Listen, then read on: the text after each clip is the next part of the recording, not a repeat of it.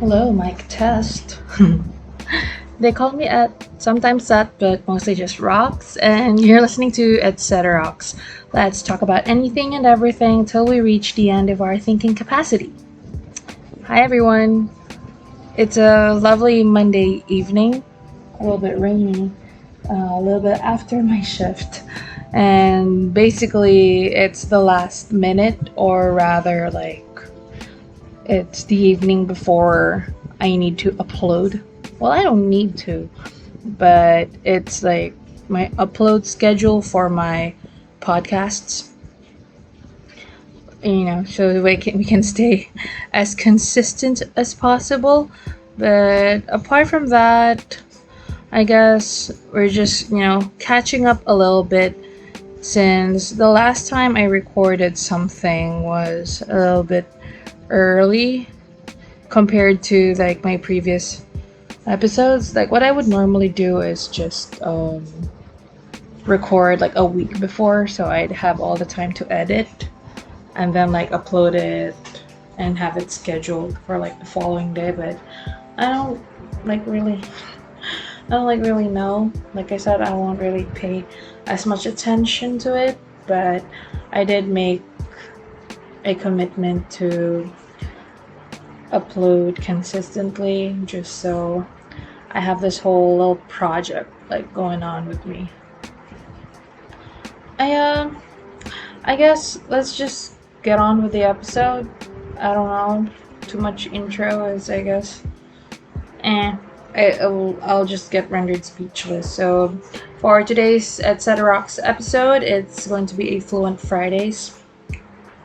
In my pursuit to learn about different languages or cultures at the very least, we explore just how diverse the human race can be. On the other hand, fluency can also mean mastering something to become next to natural. So I'll also cover different hobbies I'm picking up and learning at the moment.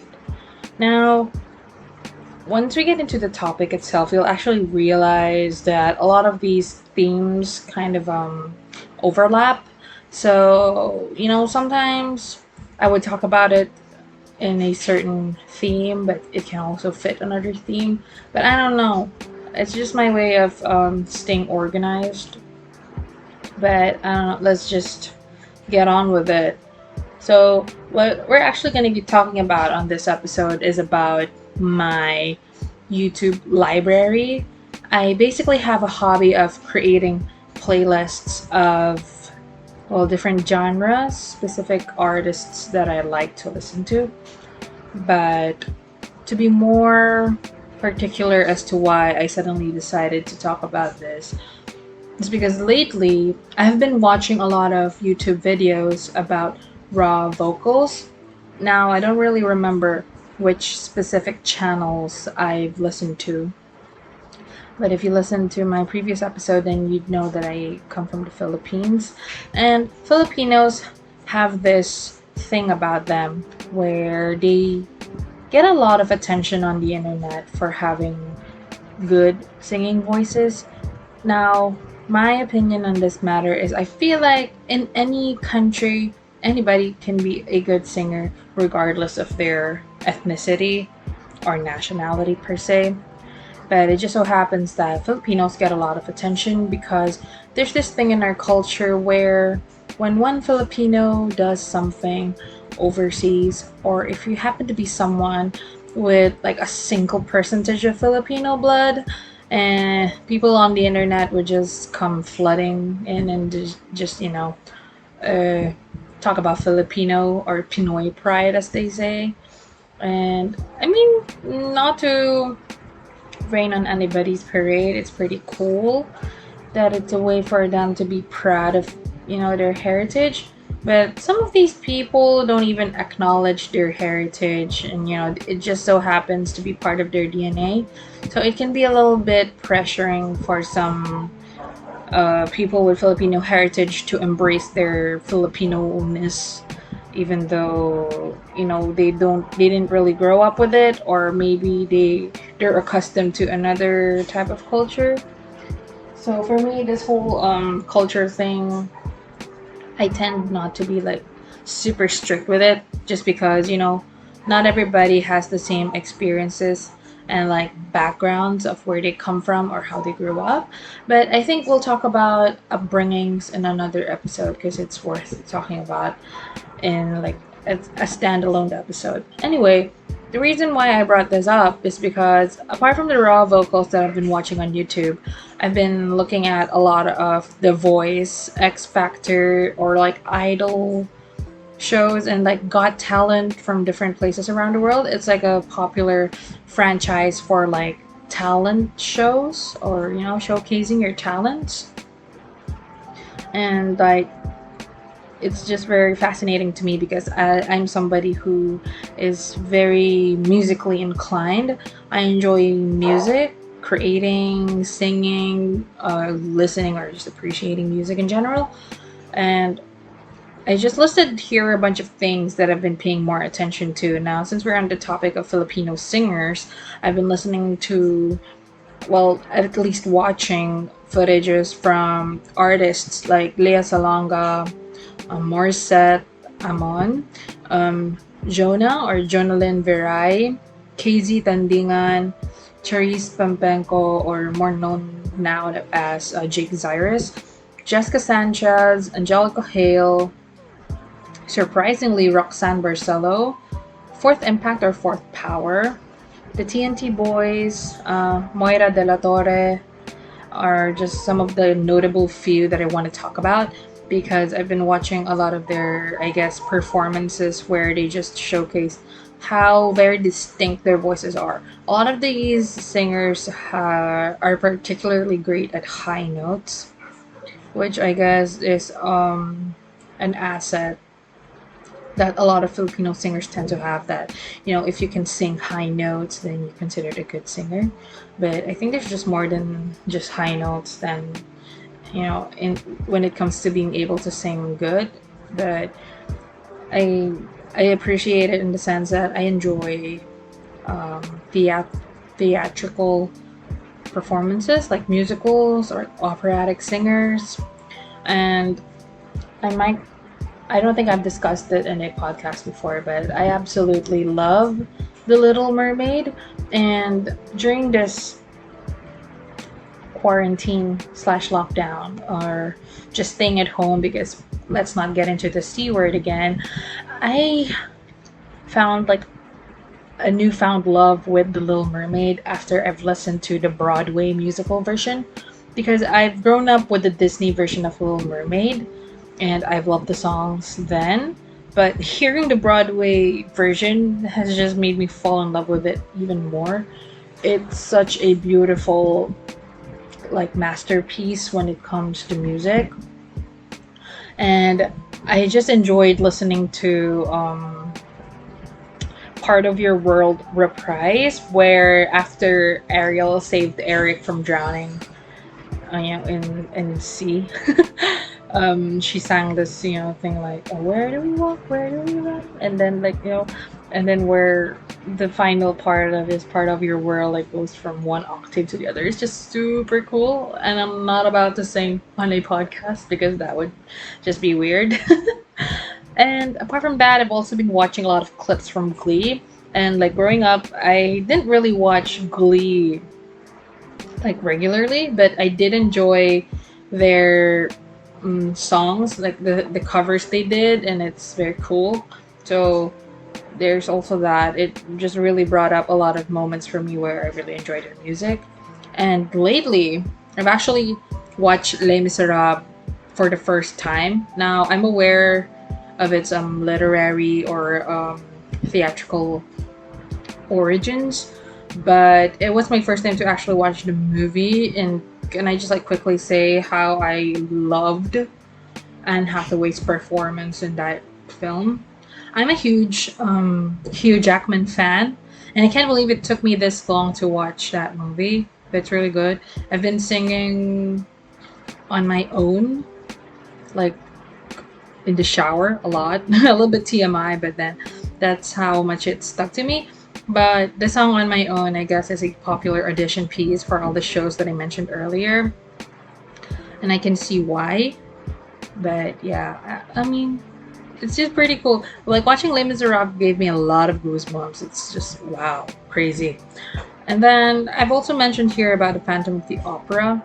Actually, back in my first university before I transferred here and there, I was actually supposed to be Christine in Phantom of the Opera, but for some reason the play didn't push through. So it was a little bit disappointing because I really like theater when it comes to like the whole acting and stuff. That talking about university theater, I'm not sure if I've discussed it in the podcast, and if I did, you probably know how much of a suffering I had during those times. But I don't want to like get into it too much. But yeah, I Phantom of the Opera's "Think of Me" piece was the song I sang for our theater class back in university. So I have a little bit of connection to that whole musical. Anyway, I think I'm just gonna talk a little bit about my vocals. My vocals. I mean, doesn't really matter that much. I mean, I guess it depends on the listener on how people would find my voice. I think I can sing, but I know I can do a lot better. My sibling tells me this where I sing with my throat, and it's actually bad because you're supposed to sing or speak with your diaphragm or your chest or your head tones. And I don't really have a lot of technical skill when it comes to singing, so I'm always willing to learn. But the thing is, I just have this whole difficulty of applying it. Like, I know that's what you're supposed to do, but I just don't know how to do it. And it's always been a dream of mine to use my voice for a certain purpose, whether it's singing, podcasting, radio hosting, or doing voiceovers or narrations of some sort. But when it comes to like music, I've also have this passion for writing music or just singing songs in general.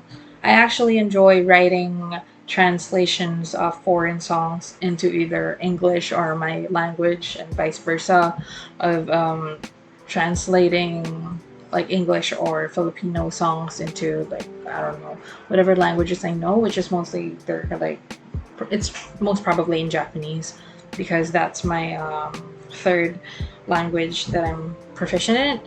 But I guess I'll talk about that in another Fluent Friday episode since there's a reason why I didn't really talk about the languages I know in the first Fluent Fridays episode, but I won't get into that now. So apart from like my vocals, I also have like inclination towards certain musical instruments. Like growing up, I actually wanted to learn how to play the violin, and I did have a violin for a while, but I guess I didn't have enough commitment to really put myself into it because violin is actually considered one, if not the most, one of the hardest instruments to learn. And I'm so grateful for my parents who got me a violin back when I was a kid, but I also like want to apologize to them in this podcast that I couldn't really fully commit myself into playing the violin just because it was so difficult, and I'm not as great as my siblings who can self-taught or who are self-taught, because my siblings are good at the guitar, the organ, piano, keyboard, what you call it, but me, I'm just a little bit here and there with the piano or keyboard. And I played a ukulele, and it's probably the easiest instrument to learn, but still I'm not that good at in it. And I also have a background with the melodica, since it's a little bit like piano, but then it's like a reed instrument, so it's kind of like some an instrument that you blow on, like the flute or the recorder or the harmonica. But not sure if I'm about to get into those, but I just thought I'd share with you my background of the different instruments that I play, or like what is my standing with music before getting into my YouTube library of the kind of music that I listen to, just so you guys have an idea of why I gravitate to a certain type of genre. But then again, I'm still gonna talk about every single playlists that I have here and the reason why I listen to them. So I guess let's just go about this in alphabetical order because that's more organized. I don't know. Can I just like take a quick sip of water? Because like my throat is like drying up. Let me just pause you real quick. Okay, so I'm back. Now, before I get into the playlist, I just remember this thing with my microphone because the other day, I'm not sure, maybe last week, I tried recording like a song. Wait, I just. That's like an ode to Emma Chamberlain. Remember when I did an episode about her? You haven't? Maybe you should go give it a listen. But I did a song cover of BTS. Now, it's the song called Butterfly. Now, please don't judge my K-pop taste, but yeah, that's a really good song. What I did to Butterfly was translate it from Korean to Filipino. And don't ask me how I did that, but I did a cover of it. It was pretty nice in the sense that, wow, I can't believe that I translated it. But yeah, my musical production skills are not that great. And the problem with the microphone is it has trouble picking up really high notes. So, like, I'm looking at my recording studio and like this regular talking voice, the microphone is like picking up really high sounds, so it keeps going to like the red zone. I don't know how to call that thing. It's like really high volume, so I don't really want to keep my mouth that far away from the microphone because the quality is gonna sound bad because it's gonna start picking up the noise in my environment, even though I already have this like foam thing on the microphone to just reduce noise. But it's more ideal for, I guess, talking compared to singing, because after recording and listening to my cover, apparently the sound quality was just really bad. Because the thing is, when I'm reaching high notes or if I'm sustaining a certain note for like too long, the sound kind of just fades or it doesn't pick it up because I don't know. I guess there's a limit to the voice range that you can have when singing with this microphone. So I guess if I'm gonna be doing music in the future and I want to record something, I don't think this mic is that suitable. But I haven't really tried using this microphone with what do you call this? Recording instruments. So I'm just hoping that it would pick up better compared to my regular voice. I don't know, I just thought I'd share that random story with everyone because why not, right? Anyway, let's get into the playlists. Starting with letter A, the first one that I have here. Wow, surprise, surprise. Well, not really surprise, surprise. Nobody really knows my music taste completely because even my music taste is evolving as it goes. Like, there's music back then I would never be caught dead listening to that I listen to now like a bop. I'm just like listening to it constantly and I'm just like, I feel so guilty for hating them all those years and now I'm just listening to them. But anyway, let's just get into it. I don't know. I'm just stalling here. Now, the first playlist that I have here is actually Air Supply. And it's a pretty cool story about Air Supply because I only know Air Supply because of my dad and my uncle. They love Air Supply. And when my dad used to live in Japan, he bought this disc of Air Supply. And when he brought it back to the Philippines, my mom loves to play that CD at home. And that's one of the reasons why I know Air Supply. And the first song I remember by Air Supply that I knew how to sing is probably All Out of Love. But now I have 9 songs on my playlist by Air Supply.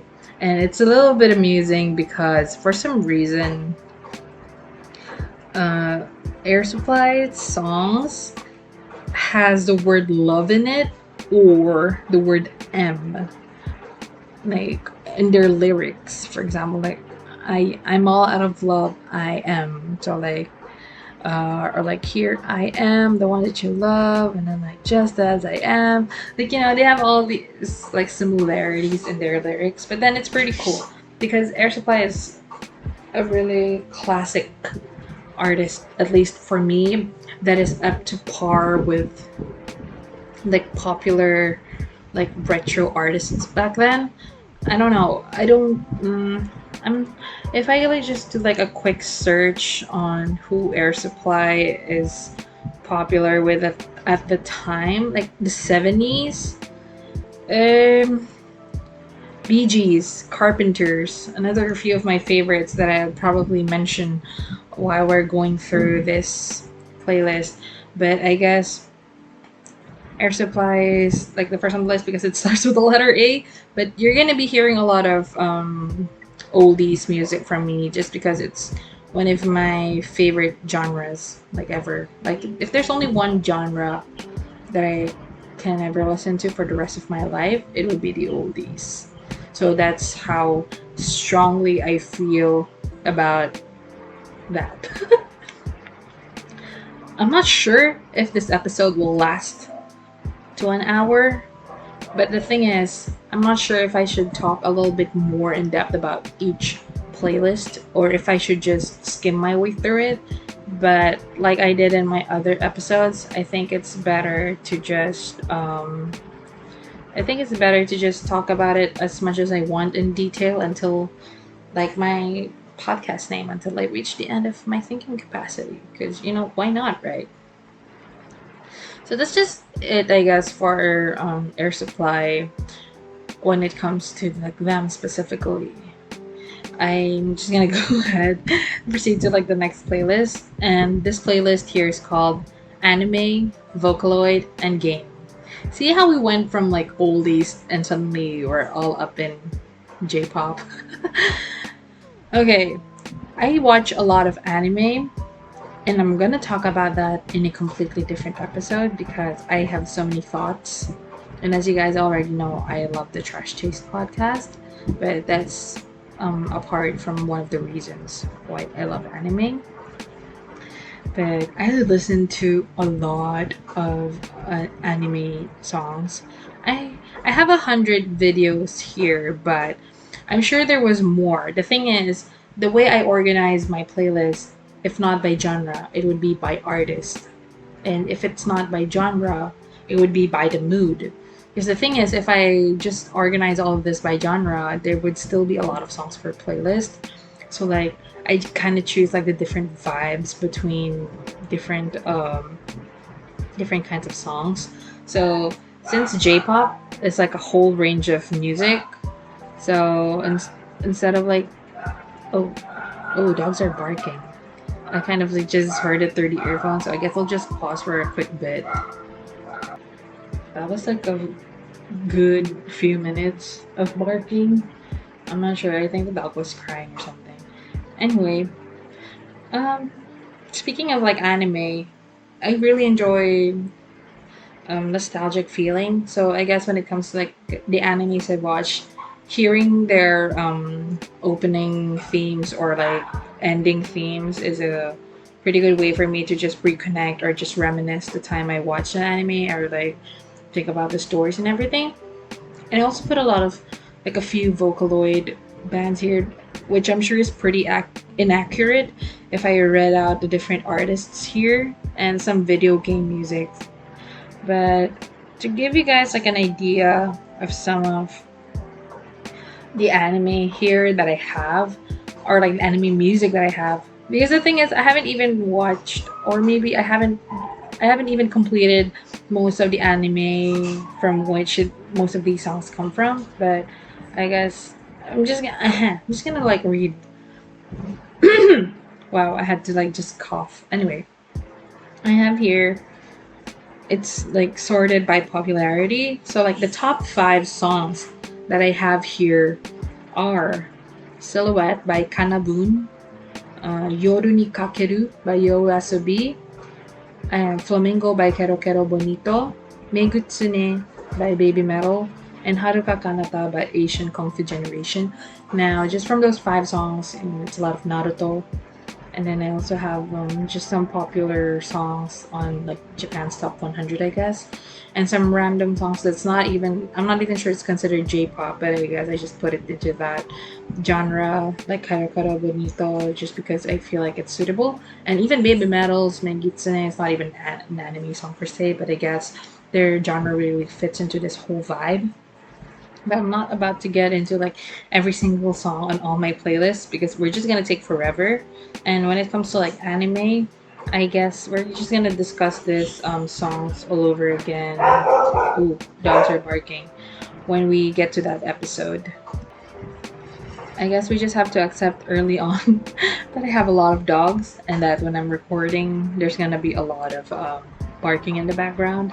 So I'm just gonna collectively apologize for every single episode from here on out when there's a lot of barking or just animal or unwanted noises in the background. So yeah, let's go. Let's just move on with our lives. Okay, the next here, I have this playlist. Arashi! Wow. Okay, let's get into Johnny's Entertainment. I'm not sure if I'm gonna like have a standalone episode for Johnny's Entertainment, but just a little bit quick background about them. They're a really high profile agency for boy groups or boy idols, and Kitagawa Johnny is a really good businessman when it comes to marketing his groups or his boy bands, because he will deprive the audience as much as he possibly can. Like for example, like everything is just like a secret, or everything is a paid content because the demand is that strong. And it's a big surprise, like because he recently passed away. Before that, he actually started a YouTube channel for his juniors or like trainees, and like a little bit after he passed away, like now, like this year, some of his groups like Arashi started social media and even has their public YouTube channel, and even has their own official YouTube channel, I guess due to change of management or just adapting to the new normal. And it's a big surprise for the international fandom, because everybody's been used to like just bootlegging, or people have been used to just waiting for translators or scans. But I really don't want to get too much into it because I could probably talk about this in another episode, but I can legally listen to Johnny's Entertainment content now thanks to their official channels. So I have here a lot of the Arashi classics, because I only got into Arashi because of Hanayori Dango, which is Boys Over Flowers, the original like drama version of everybody's favorite F4 boys. And wow, I'm just so happy to have Arashi here on my playlist because I can listen to their songs. And it's really cool how they made reborn or like updated versions of their classic singles. And I don't know if there's any much else to talk about it without going overboard. But yes, Arashi is that playlist. Yeah. And then another segue into like a different genre, we have Ariana Grande. Boom. Ariana Grande is somebody I didn't know I would really get into, but then surprisingly, I don't know why I didn't get into her sooner, because she has a crazy good voice. Like her vocals is just wow, top tier. But I guess I got into her music a little by little when it comes to listening to just some pop songs like Baby I, Problem, what do you call that? Into You. And then there's Problem. And it's just pretty cool because and I kind of associate Ariana Grande with my first month or first semester of working, like in my first job, which is the one that I have right now. When I first started out, the thing for me is that in order for me to focus, I have to listen to like really loud music so that I kind of just muffle everything into my own world so I can focus and do stuff. And it's Ariana Grande's album, Sweetener, and the other one, I forgot what that playlist. I forgot what that album is called. I think it's called. I'm not sure. I'm kind of like Ariana Grande's albums right now on Google. But basically, it's just Sweetener and that other album. Mm. Okay, I'm just gonna go quickly Google so I can like get this over with. Thank You Next. Gosh, sorry. Sweetener and Thank You Next got me through like months of like working, like for the first few months, and I just enjoy listening to Ariana Grande. Her voice and her genre is so cool. She managed to put like pop and like her classic voice together. So I guess that's just one of the things I appreciate about her. So yeah, Thank You Next. Wow, I can't believe I managed to segue that into that. Anyway, then next is Avril Lavigne. Oh my goodness, Avril Lavigne. I grew up with Avril Lavigne because my sibling loves Avril Lavigne, and of course, growing up as a kid, I easily absorb anything in my surrounding. And I can't believe to this day Avril Lavigne is still such a bop. And you know, it's like for people who say that being emo is just a phase. Nah, Avril Lavigne is that.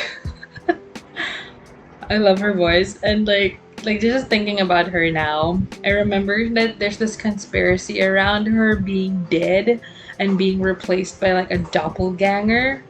And like, I don't think there's anybody out there that can replace Avril Lavigne's face and voice. Um, I forgot the name. It's like Melissa. Looking at the, looking at like internet results, but I guess it's because she disappeared for like a little while. But I believe it's because she had this disease, Lyme disease, I think, that she had to recover from.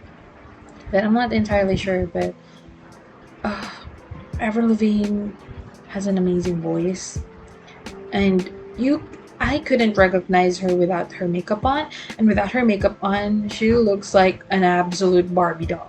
And I don't understand why there's so much injustice in the world. Anyway, I don't know if I'm gonna get too much into her albums, but I love all her songs.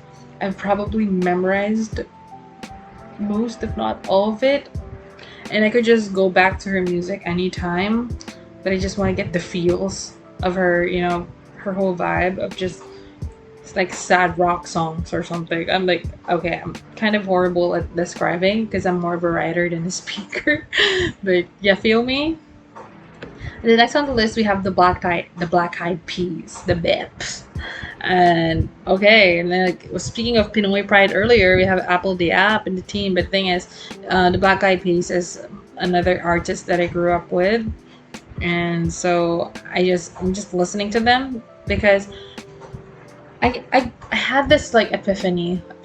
I don't know if that's the correct term, but like I had this realization that the Black Eyed Peas is one of the first few artists that introduced me to electronic music.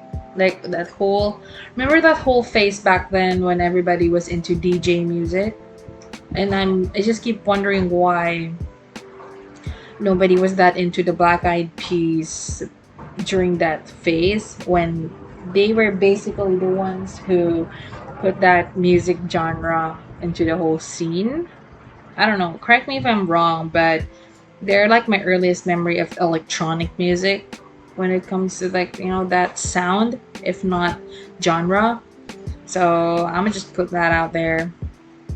Like they're the first artists that I remember like having rap and like a female voice at the same time. I'm sure there's a lot of other R&B artists that have done this like way before, but I guess they're the first sound that I heard that has like electronic or like that DJ vibe with on their background. So that's the reason why I'm bringing that up. Okay, next playlist.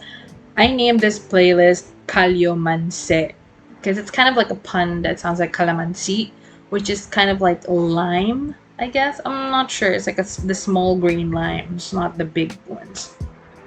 And basically, Calyomanse is like the joint name of Calvin De Leon, Alison Shore, Kyo, Emma Nemedes, and Because.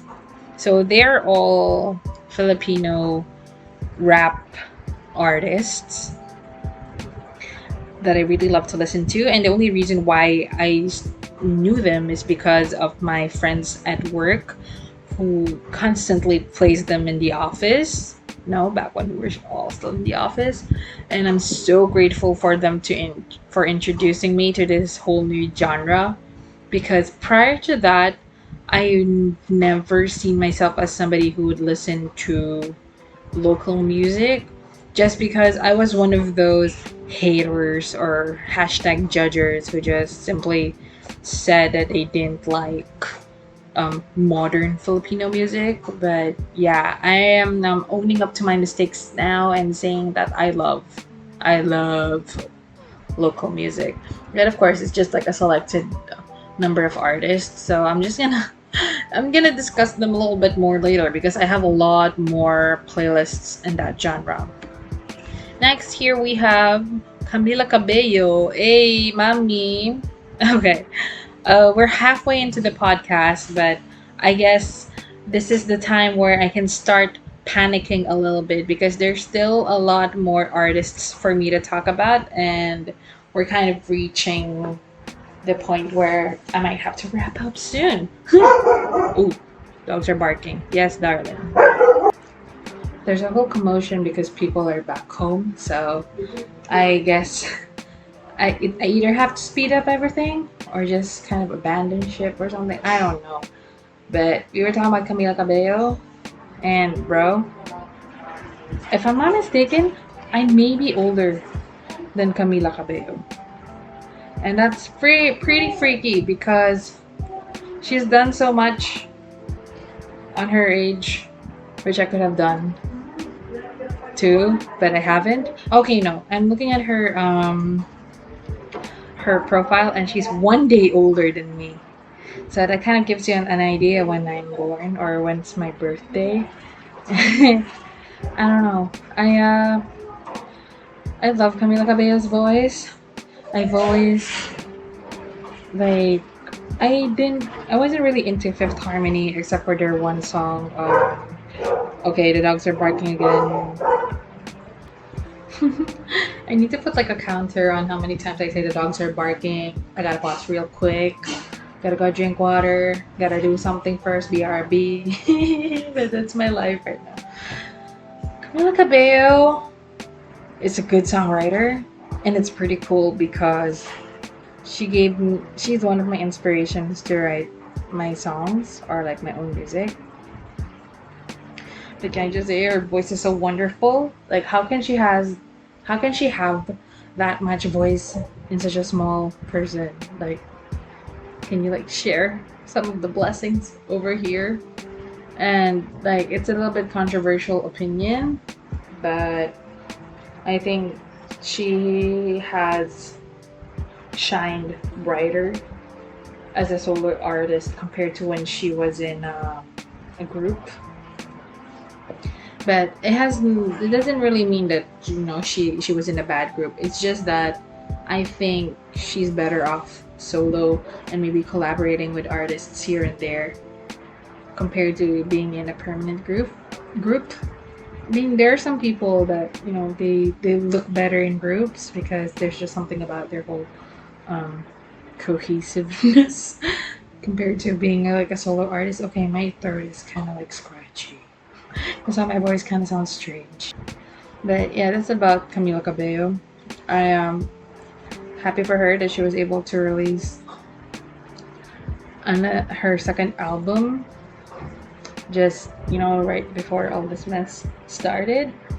But yeah, I'm looking forward for her to release new music because I do enjoy her genre, especially when she mixes Spanish in her lyrics. It's just pretty cool.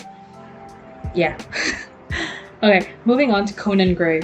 Oh my goodness, I loved Conan Gray. I've been watching Conan Gray since his vlogging days. And like comparing Conan then to Conan now, Conan is such an upgrade. And it's pretty cool because I have a cousin who wasn't into Conan at first. And when I told him that he looks a little bit like Conan, like during lockdown, his hair grew so much that he's like a spitting image of Conan Gray. Anyway, I love Conan Gray. I'm so happy that he's such a trend, or like he's really soaring high right now. Like everybody loves Heather like so much. I'm so happy for Conan. But everyone should listen to Conan's other songs because all of Conan's other songs or even covers sound really good, and everyone should just listen to it and love Conan because we all love Conan. We stand Conan Gray. Yes. Next artist here, I am totally gonna butcher the pronunciation because I don't know how to say his name. I don't know if it's Cuco, Chucho, Chuco, Cucho. I don't know, but Cuco. Boy, I got into his music during lockdown. I'm probably gonna say lockdown a lot because I discovered a lot of artists during this period, and I just randomly saw one of his Parami album art on my YouTube recommendation, and apparently one of my coworkers and friends was really into him during this whole time of just looking for music to listen to. And like I've been wondering where this artist has been all my life because I vibe with this music so much. Like it's a lot of like love songs, but also at the same time like being high. But I guess like being someone who is very imaginative, I really just love all of these songs that make me feel like I'm in a different world. And I guess that's one of the reasons why I got really into it. Also because I'm like a British romantic and all of these songs are really giving me the feels. So yes. Okay, I guess it's time for me to like speed up because I'm looking at and like we're like past the 40-minute mark and there's still a lot more artists we need to talk about. But I'm just gonna, I guess now it's like time for the speed round where we just kind of rummage through the artists. And if I don't have like a lot to talk about, if I have a little bit too much to talk about these artists, then whatever, right? Then I have here X Battalion. X Battalion has a bad reputation because apparently some of the artists steal music, but I don't want to talk about them as a collective. But I listen to their songs a lot, specifically Skastakli and Flo G, and sometimes King Badger.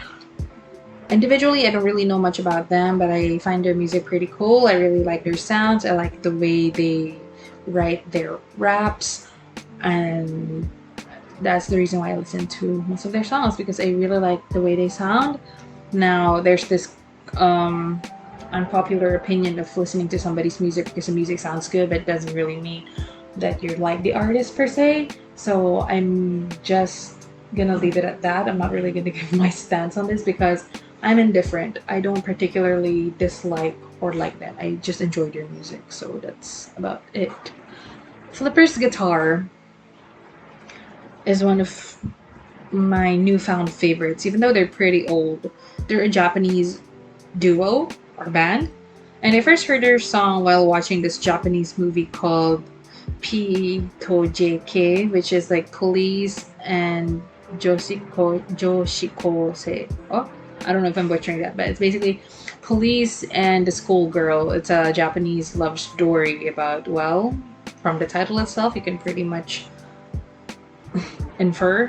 I don't know. Anyway, Flipper's Guitar songs of Friends was such a good bop, and ever since then I got into all of their music. I even used their song Southbound Excursion as my alarm tone for like a while because it really gets me up and going.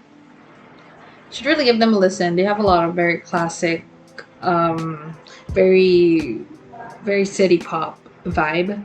But I'm gonna talk about that more a little bit later because I have an entire playlist just dedicated to that. Then we have fun with the dot at the end, and Nate Roos, another top tier vocalist.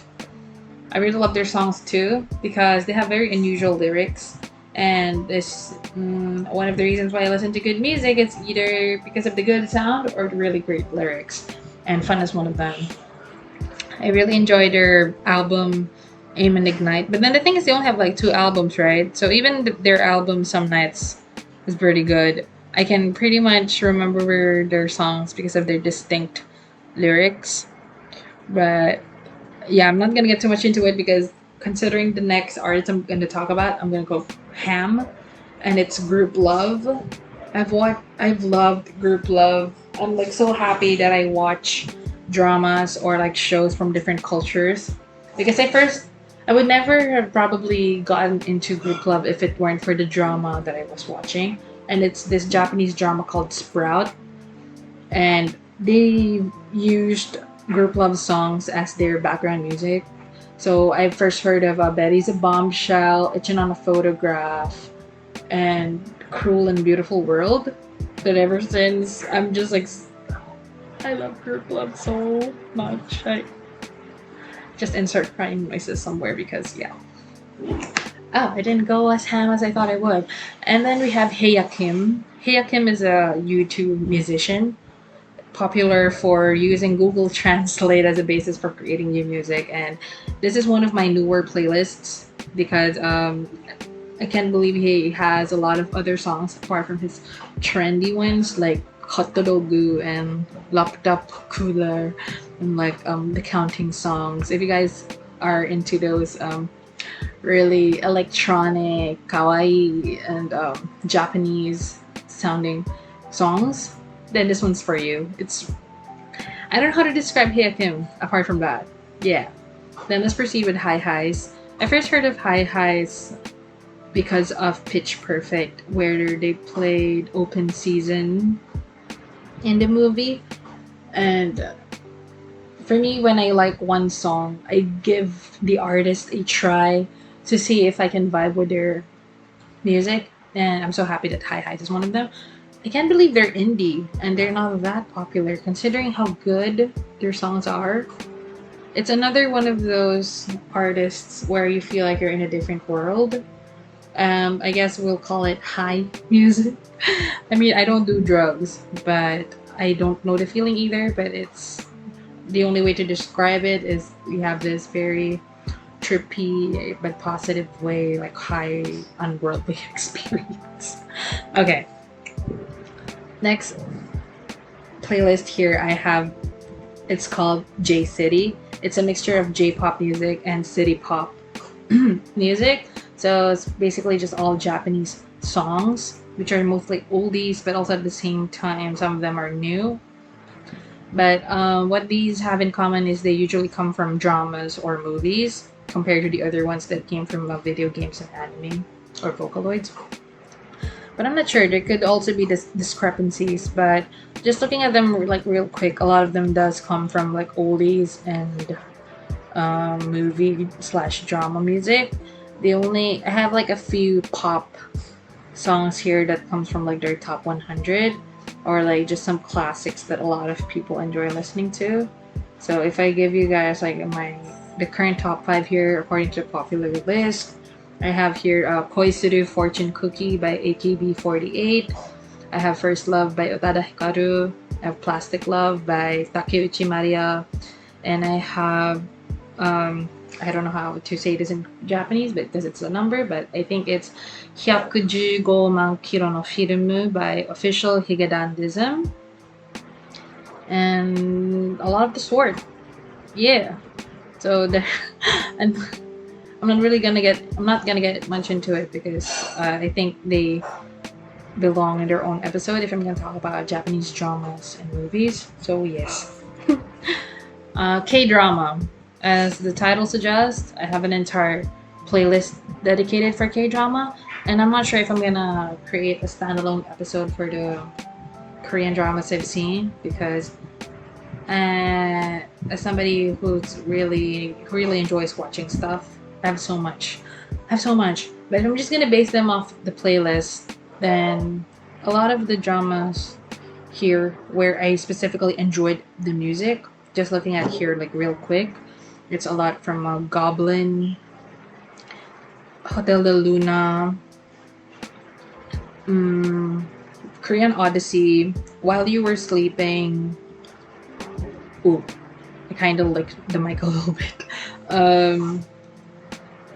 Moon Lover, Scarlet Heart Trio, Memories of the Alhambra, Boys Over Flowers, because why not? And a lot of the oldies like Sassy Girl, Chunhyang, My Girl. Oh, weightlifting fairy, Kim Bokju, I'm Not a Robot. But if I start talking about Korean dramas, I might go ham. So let's just proceed. The next one after K-drama is K-pop.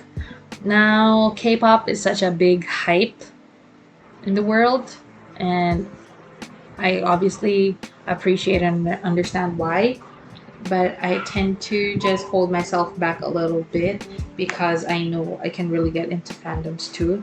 But I do appreciate a lot of good music when I hear them. So I just have a few a little bit old and some new, like a mix of here and there. So I tend to just listen to songs that really attach to me. So there's a lot of Blackpink, Shiny, Girls' Generation, ILY, some BTS songs, Boyfriend, Twice, EXO of course, and just here and there some songs. Some songs here and there. Anyway, moving on, we have Kaleido from Sound's Deli. Now, Kaleido is actually a Japanese rapper who happens to be one of my childhood friends, and he has a group called Sounds Deli. And they're a J rap group, if I'm not mistaken, and it's pretty cool because I really like their songs. So it's another genre of rap, but also songs that make you feel high, or I guess songs about drugs if we're gonna get explicit about it. I've been trying to keep my podcast a little bit family friendly, but I guess viewers' discretion is advised. And I really miss this guy. Such a cool dude. I've reconnected with him this year. I'm pretty close with his younger brother too, and I guess it's a different backstory when it comes to talking about my connection with Japan and stuff and the people. But I just want to give him a shout out too because I have a playlist of all their songs and his songs specifically because he's done some collaboration with other artists. And I didn't know he had a voice like that he could sing. So cool, bro. And then we have Katy Perry, which I kind of paused there because I kind of burped a little bit. But what's there to talk about Katy Perry? I love Katy Perry songs. Specifically, I love to listen to the acoustic versions of her songs. So I don't know what else is there to talk about because I'm kind of blanking out a bit, and I kind of want to talk a little bit more about some of the other artists that I have here. So next is Kusumi Koharu, or also known as Kirari from Kirari Revolution. So it's an anime, and I got introduced to this artist because of one of my childhood friends back in grade 6, and she has this electronic dictionary where she watches Kirarin Revolution and listens to Kusumi Koharu songs. And I guess she's not as popular in the international scene, or at least I'm not aware if there's like a huge fandom somewhere, but I listen to all of her songs, even though I haven't really particularly watched the anime. And it really stuck to me. I guess it's because of the whole nostalgic feels. And she has a lot of very, very positive vibes for like music. So about it. Then next you have Jin Ah or Legend Ah for the internationals, but it's Jin Ah, right? I'm not sure either. And Jin Ah was a contestant to like I think pop star. I forgot what that competition is called. K-pop star, right, or something. And when I actually first heard her song on a Tumblr post, and it's the song called Like and Love, and then I realized that she has like a bunch of other songs that are popular that and then she kind of like rose to like a bigger stardom, at least for me, because of her distinct voice. She has a really high pitched, very small voice, and she plays the piano or the keyboard so well. She writes her own songs and lyrics. So sweet. Even though it's in Korean, I really the translations or like the titles or just the whole vibe of her music. Oh, it makes me feel so light and you're just happy in general. Then I have Little Mix. I love Little Mix. Stan Girl Group of the Year. Okay. Little Mix like makes me feel so happy that I'm a woman. That's how their music makes me feel. And they individually have great personalities and great voices. But I wouldn't have gotten into Little Mix as much if it weren't for my friends and if it weren't for like recommendations. So I'm really glad that I'm on the internet a lot of the times, because if it weren't for that, I'm not sure if I would have gone into their music as much. Then next I have a playlist called Mama Mood. So it's basically just songs that are more emotional or like sad-ish, if you're in that kind of mood that you just want things to be gloomy. But I don't think all the songs are sad, but they just have that vibe. Then I have here a playlist called Mando-Pop, which is basically Mandarin music or Chinese songs, if not Mandarin. And it's a mix of songs that I've watched from dramas or some oldies like, you know, F4, like New Year Garden. And then I just everything else is just a mix of songs from here and there, like some oldies. And then Peng Yu Chang is one of my favorite, if not favorite, Chinese actors. And boy, that guy can sing. And so I have a lot of songs he sang in this playlist. So that's just about it. Watch Prince of Tennis on Netflix. Yeah. I wish it was a sponsored content, but it's not, because we're just a small time podcaster over here. Then we have Manila Sound. It's a playlist consisting or comprising, I don't know the difference between using those two words, so maybe we'll get into a whole English grammar lesson in another episode, but all of this is oldies. Manila Sound is actually a whole different genre of songs, but I just put here all of oldies Filipino music that I love and appreciate, because it's a lot about like love songs, heartbreak, or just what do you call that? Serenade songs. So there's a lot of those. Very cute, very cute. And then we have Marina. Marina in the Diamonds. Marina Diamandis. This woman is just wow. If I could change my voice into any artist possible, it would be her voice. Just I love her voice, personality, her looks, everything about her. I just stan. Listen to all her songs. I don't want to get too much into her because I would probably take forever. That's it. Next is Matthaios. Matthaios is a musician slash producer, rapper, Filipino. Yeah, Filipino. And he has a lot of trendy songs, but I first got into his music because of his song "I Want You Back" with Calvin De Leon, and not much to talk about apart from just check out his music. His songs will give you earworm. Is that the right term? Like his songs will get stuck in your head. And I have an entire playlist called Millennial Grandma. where, well, as it states, I call myself a millennial grandma because I'm from the millennial generation, but my sibling likes to think I'm in the Gen Z, but I don't really care. I just call it millennial grandma because, yes. Anyway, all of these are like mostly oldies, retro songs, and this is probably my biggest playlist because I just love to listen to old songs. But I don't want to categorize it enough to do it by artist, except for like a notable few. And most of these music recommendations actually come from 8 Tracks, if you're familiar with that website. And this radio station in Malaysia on Astro TV called Gold. I'm not really sure what the frequency of that channel is, but I got a lot of my favorite oldie songs from those places. And sometimes when I watch some new movies, they actually love to play old music, or just here and there I find oldie sounding songs that I grow to like. So they go to this playlist. Yes. Okay, I actually just quickly looked at the recorder, and we've actually reached past the 1 hour mark, but we're actually, I think, halfway there, or like more than halfway there of the playlist. So let's just get into it. And then I talk about Mindy Gledhill next. I love Mindy Gledhill, another indie song writer and singer. I've known about her because of Michelle Phan.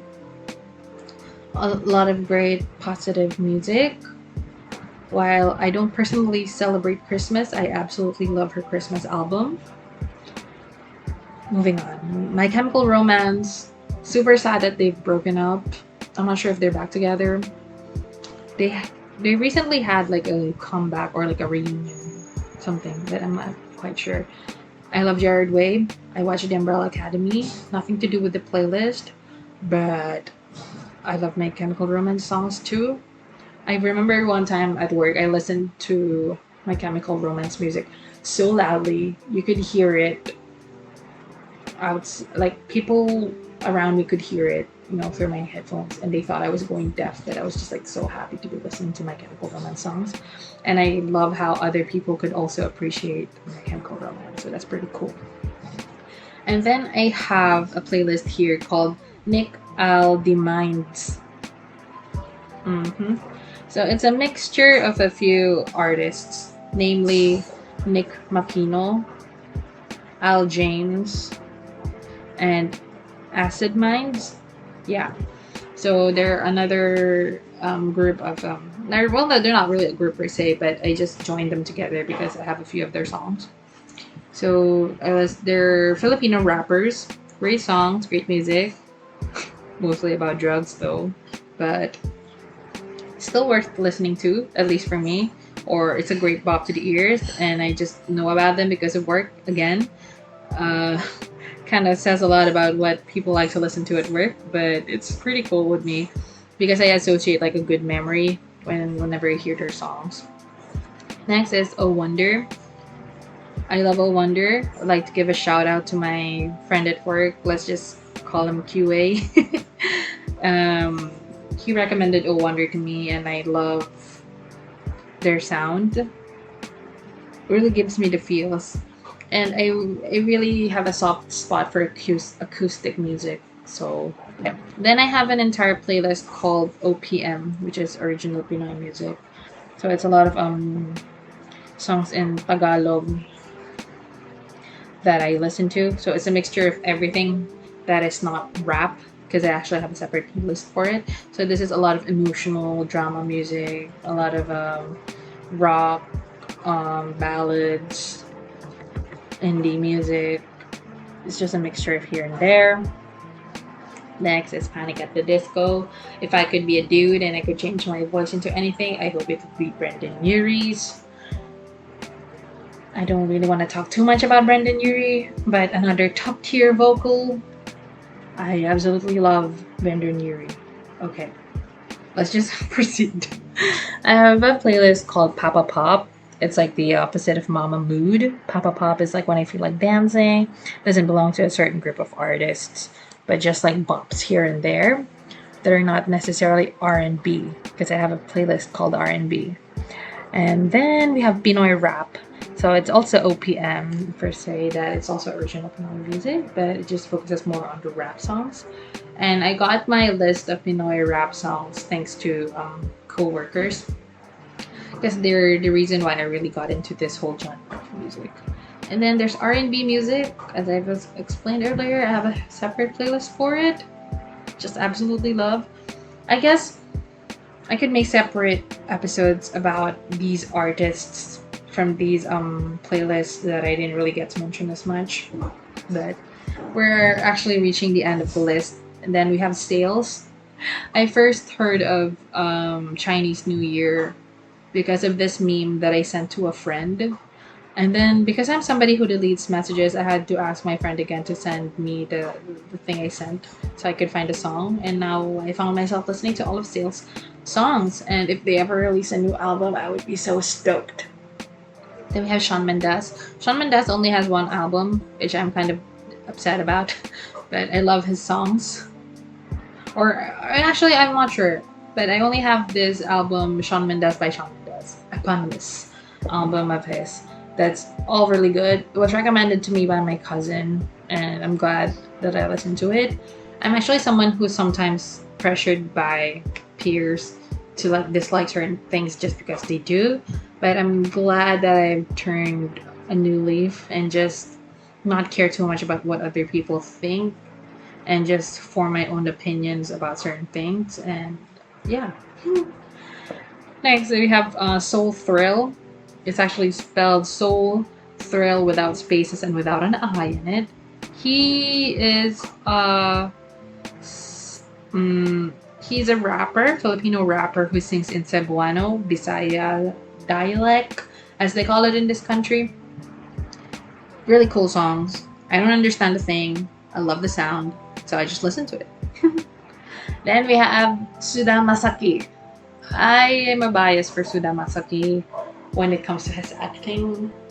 He has really great visuals, great fashion sense. I'm so happy that he's dating Komatsu Nana. I'm gonna talk about that, or maybe I've talked about that in another episode already, but oh my goodness. Listen to his songs. He sings great. Kind of surprised. Yes. Okay. We're down to the last four. We have the Beatles. I absolutely love the Beatles. I don't know what else is there to talk about the Beatles. That wouldn't take me an hour. But another one of my oldies favorites would be the Beatles. Growing up, I actually looked like Paul McCartney because I have a bowl cut and I have really big eyes. So if you've probably seen my baby pictures, which I hope no one has, I actually look like Paul McCartney-ish, like a girl version. Okay, I'm just gonna move on from that because that was a pretty awkward transition. And then we have TheFatRat. Great electronic music. I've known TheFatRat because of gamers on YouTube who uses music for their gameplays. More specifically, Batute. If you've listened to my Mobile Legends episode, Batute used a lot of TheFatRat music.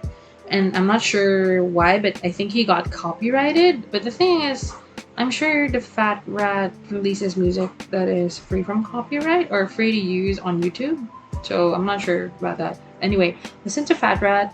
He created apparently the Dota music, Dota 2 music that we all know. I don't know if it's called Dota or Dota, because in the Philippines we call it Dota. It's called Defense of the Ancients or Defense of the Ancients. I don't know. I'm so sorry. Okay, we're down to the last two playlists and we're kind of done with this podcast. We have Westlife. My mom loves Westlife. I grew up listening to Westlife. I don't really know all of their songs, but their music gives me the feels. So I have a Westlife playlist. Last but not least, we have Yui, Japanese singer. Really great voice, great at the guitar. I grew up also listening to her. I would like to thank one of my high school friends for recommending the movie Tayo no Ta, or Song of the Sun, where it was starring Yui. I believe there's an English version of that movie that was remade